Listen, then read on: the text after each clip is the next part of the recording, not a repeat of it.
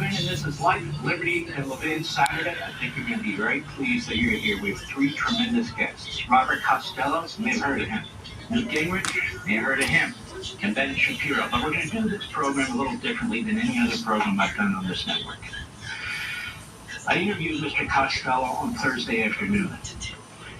I also did Sean Hannity's show on Thursday evening. And the reason why is this. You have a fast-moving trial in Manhattan. You have all kinds of analysis, all of it quite good, respecting Mr. Costello's public statements, his testimony before Congress, the fantastic interview with Bill Hemmer, and so forth. But I feel there's an essential element that's missing. And I want to get this out as soon as I can because I think it's relevant to the trial, it's relevant to you and the rest of the American people. So with all that in mind, let's begin with my interview from Thursday with Mr. Costello.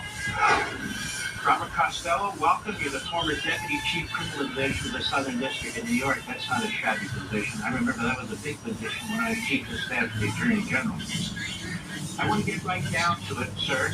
You gave an interview earlier this morning, and I have the text here with Bill Hemmer, and I've gone through it in exquisite detail. But I want to hone in on a few issues with you for a reason. You represented Michael Cohen during the period in which the FBI SWAT went into his properties to gather information. Isn't that correct? We represented him after that, right after that. And he came to you, right? That's correct. And you got into conversations with him, what were privileged conversations. We'll get to that in a minute.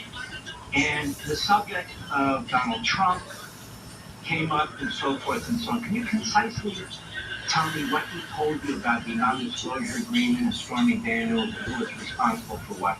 Michael Cohen said in reference to the NDAs, the non-disclosure agreements, which I pointed out to him were perfectly legal, that it was his idea to take care of this, not Donald Trump's idea, solely his idea, that Stormy Daniels' attorney, Davidson, contacted him and said that Stormy Daniels was going to claim that there was a sexual relationship between Stormy and Donald Trump.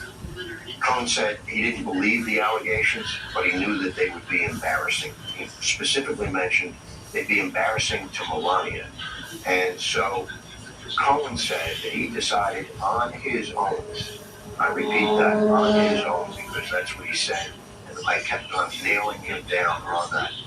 You did this on your own? Yes. Did Donald Trump have any knowledge of it? No. Did he have anything to do with it? No. Where did you get the $130,000? You took out a HELOC loan. I said, why would you do that? He said, I did that because I didn't want Melania to know anything about this, and I didn't want my wife to know. He said, if I took money out of our accounts, he said, my wife would know right away because she controls the family finances. And she'd ask me 100 questions that I didn't want to answer. So that's exactly how Michael Cohen summarized that. Donald Trump knew nothing about it, didn't encourage it, didn't do anything. This was solely Michael Cohen. Why would he do something like this?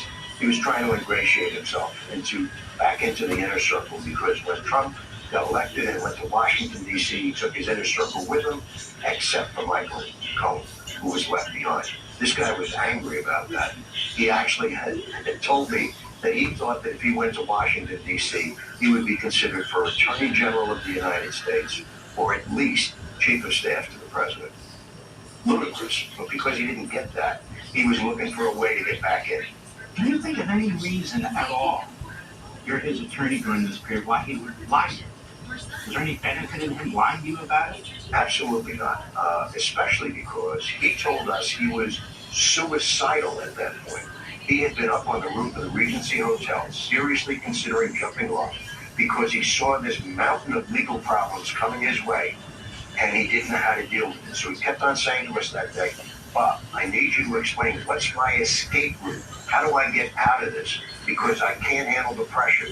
And so, of course, I went through the steps, and I told him that clearly he wasn't the target of what the Southern District of New York was doing, but the target was really Donald Trump. And I said, if you have any truthful information, and I emphasized that time and time again, because I said, Michael, These are very smart people down in the Southern District of New York. If you think you can go in there and tell them a half-truth or a three-quarter truth, you're crazy. They will find out and you'll burn bridges on both ends. The only way you can do this is with truthful information. So now is the time. If you have truthful information, you can cooperate. I'll get rid of all of your legal problems by the end of the week. I swear to God, Bob, I don't have anything on Donald Trump. You must have said that 10 to 20 times. I lost count. Because in between that, he would also say, guys, I want you to know, because I was there with my law partner who knew Michael Cohen, I want you to know I will do whatever the F I have to do. I will never spend a day in jail. And he'd slam his hand on the conference room table.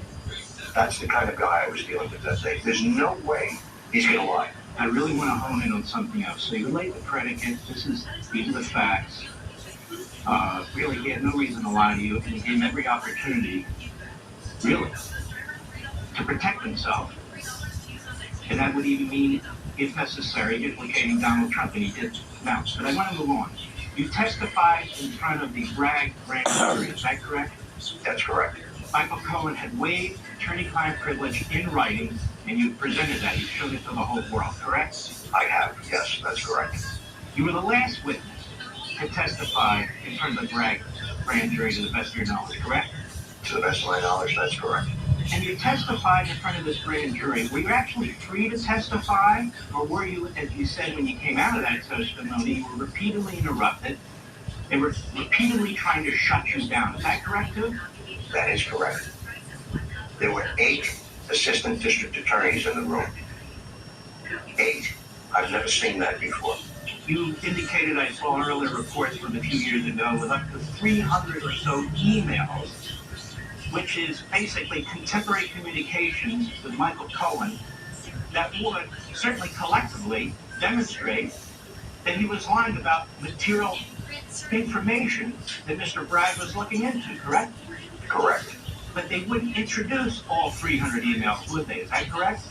They put 6 in. I objected. I said, aren't you going to put the remaining emails in right in front of the grand jury? And they said, we can't. I said, why not? They said, there's a legal problem. I said, really? What's that?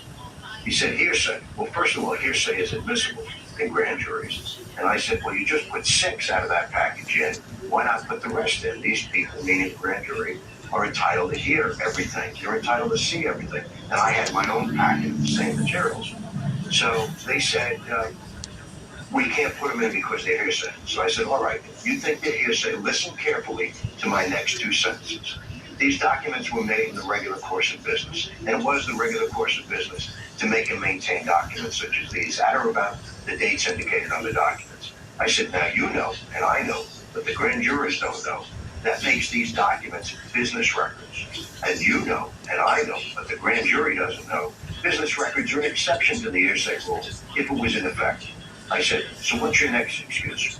You think you should give these to the grand jury? And then I held up the packet to the grand jurors, and I said, you people should demand these from the district attorney, and then ask yourself, why are they keeping these from you? Okay, so you had the packet. Apart from what the grand jury heard, the district attorney's office had all the emails, correct? Correct. So they could read over 300 emails, correct? Of course, yes. The Friday, as a courtesy to show that I was being fair to them, as a courtesy, the Friday before I testified, I gave them an hour-and-a-half Zoom conference in which I was going to explain all of the exculpatory material that I had and why they should not proceed with this case. When the Zoom conference started, they told me that they had all of the evidence that I gave them, and they said, assume that we've read everything and understood everything. What do you want to say?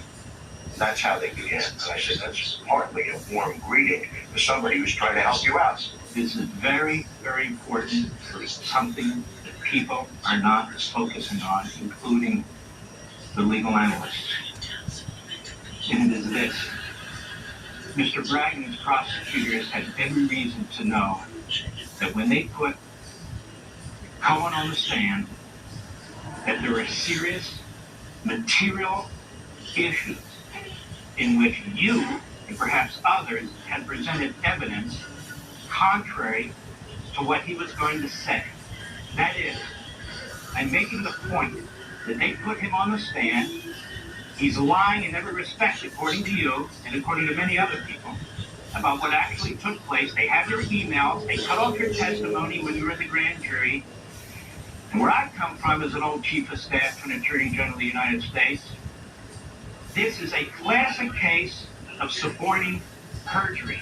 I am saying to you, Mr. Costello, that they put this man on the stand, that they didn't seek an ex parte hearing before they put him on the stand with the judge to go through your emails or any evidence that they had, whether they gave it to the grand jury or not. They had your email. They knew what you said. You are a credible witness. You're the former muckety-muck of the criminal division over there at the Southern District in New York. Your testimony to them persuaded them not to pursue the case, as I understand it, against Mr. Cohen, but Bragg and those 8 district attorneys, they didn't want you to say what you wanted to say in front of the grand jury. They didn't want to hear anything about the other emails that might harm their witness. They knew that he would get on the stand and that he would commit perjury. And where I come from, sir, and you've given me the elements of perjury, they didn't even bother to tell the judge, you know, we have this guy Costello, and we do have this, Your Honor, but we still think we should bring him on. They committed a suborned perjury, which was a felony against the court. Now, what do you think about that, sir? Because I think that should be pursued. I agree. I think at the very least, it's a motion to dismiss the indictment because they did not present all of the exculpatory evidence that they had. And they had very good reason to believe that Michael Cohen wasn't telling the truth. I told them that the Southern District of New York had obviously concluded that Michael Cohen wasn't telling the truth. I suggested to them that they should follow the Southern District's lead and drop this case.